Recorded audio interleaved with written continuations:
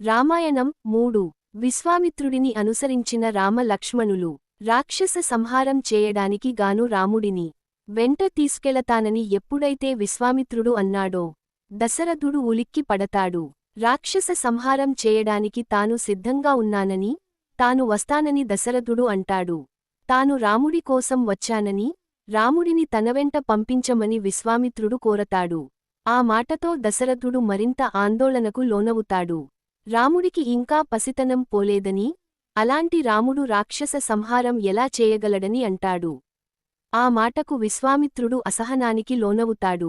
యాగ రక్షణకి తగినవాడు రాముడని భావించే తాను వచ్చానని, అది ఇష్టం లేకపోతే తాను వెళ్ళిపోతానని విశ్వామిత్రుడు అంటాడు. ఆయన కోపిష్టి అని తెలిసిన దశరథుడు మరింత కంగారుపడిపోతాడు. రాముడు విలువిద్యను పూర్తి చేశాడుగాని ఎవరితో ఇంతవరకు యుద్ధం చేసింది లేదని అంటాడు. రాక్షస మాయల పట్ల అతనికి ఎలాంటి అవగాహన లేదని చెబుతాడు. అతన్ని పంపించింది మొదలు తన మనసులో ఉండదని అంటాడు. అందువలన తనని తీసుకెళ్లమని కోరతాడు. ఇక దశరథుడిని ఒప్పించడం తన వలన కాదని భావించిన విశ్వామిత్రుడు వెంటనే పైకి లేస్తాడు. అది గమనించిన వశిష్ఠ మహర్షి కాసేపు ఓపిక పట్టమని విశ్వామిత్రుడిని కోరతాడు. ఆ తరువాత ఆయన దశరథుడి దగ్గరికి వచ్చి ఆయనకి నచ్చజెబుతాడు. రాముడిని తీసుకువెళ్లడమనేది విశ్వామిత్రుడి వ్యక్తిగత కారణాల కోసం కాకపోవచ్చని అంటాడు. లోక కళ్యాణాన్ని కోరి విశ్వామిత్రుడు ఇలా చేస్తూ ఉండొచ్చునని చెబుతాడు.